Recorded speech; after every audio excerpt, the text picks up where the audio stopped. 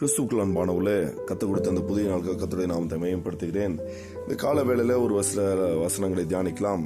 லூக்கா 6ஆம் அதிகாரத்தில் ஒரு காரியத்தை ஆண்டவர் எழுதி வைத்திருக்கிறார். ஆண்டவர் அந்த இடத்துல சொல்கிறார், தரித்திரராகிய நீங்கள் பாக்கியவான்கள், தேவனுடைய ராஜ்யம் உங்களுடையது. இப்பொழுது பசியாய் இருக்கிற நீங்கள் பாக்கியவான்கள், திருப்தி அடைவீர்கள். இப்பொழுது அழுகிற நீங்கள் பாக்கியவான்கள், இனி நகைப்பீர்கள் என்று ஆண்டவர் சொல்கிறார். அதாவது இந்த உலகத்திலே ஒருவேளை நமக்கு தரித்திரத்தோடு, பசியோடு, இல்லை துன்பத்தோடு, பிரச்சனைகளோடு அல்லலுயா நாம் வாழ்ந்து கொண்டு இருப்போமானால், அழுகையோடு நாம் வாழ்ந்து கொண்டு இருப்போமானால், நம்மளை பார்த்து ஆண்டவர் சொல்கிறார், நீங்கள் பாக்கியவான்கள், இனி அல்லலுயா நகைப்பீர்கள், இனி தேவனுடைய ராஜ்யம் உங்களுடையதாக இருக்கும் என்று சொல்கிறார். ஏனென்றால் அந்நாளிலே நீங்கள் சந்தோஷப்பட்டு கலிகூறுங்கள், பரலோகத்தில் உங்கள் பலன் மிகுதியாயிருக்கும். அவருடைய பிதாக்கள் தீர்க்கதரிசிகளுக்கும் அப்படியே செய்தார்கள் என்று சொல்லப்பட்டிருக்கு. அப்படியாக நம்முடைய வாழ்க்கை இந்த உலகத்திலே ஒருவேளை நம் தரித்திரர்களாக, பசி உள்ளவர்களாக, அழுகை நிறைந்தவர்களாக, போராட்டம் நிறைந்தவர்களாக வாழ்ந்தாலும் கூட நமக்கு மறுமையிலே ஆண்டவர் பலனை சேர்த்து வைத்திருக்கிறார் என்று சொல்லப்பட்டிருக்குது. நீங்கள் பாக்கியவான்கள் என்று சொல்கிறார். அதே சமயத்தில்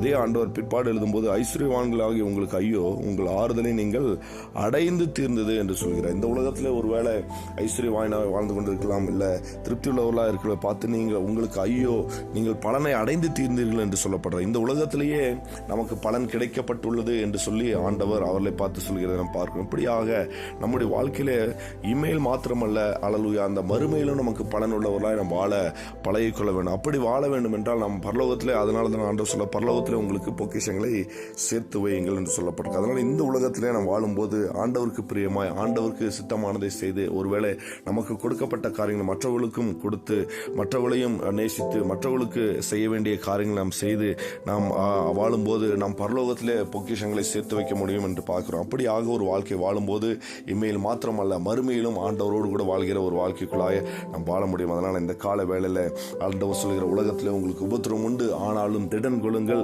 நான் உலகத்தை ஜெயித்தேன் என்று சொன்ன தேவன் தாமே இந்த கால வேளையில் நம்மோடு கூட இருந்து நம்முடைய வாழ்க்கையில் பல்வேறு விதமான போராட்டங்கள், பிரச்சனைகள், அழுகைகள், துன்பங்கள், தேவைகள் அதிகமாக இருந்த போதிலும் ஆண்டவரை மாத்திரம் நோக்கி பார்த்து நாம் வாழும்போது, ஆண்டவருக்கு பிரியமாக வாழும்போது இம்மையிலும் மறுமையிலும் கர்த்தர் நம்மை ஆசீர்வதிப்பார் என்று பார்க்கிறோம். கர்த்தர் தாமே இந்த வார்த்தைகளை கொண்டு நம்மை ஆசீர்வதிப்பாராக. ஆமென். Praise the Lord.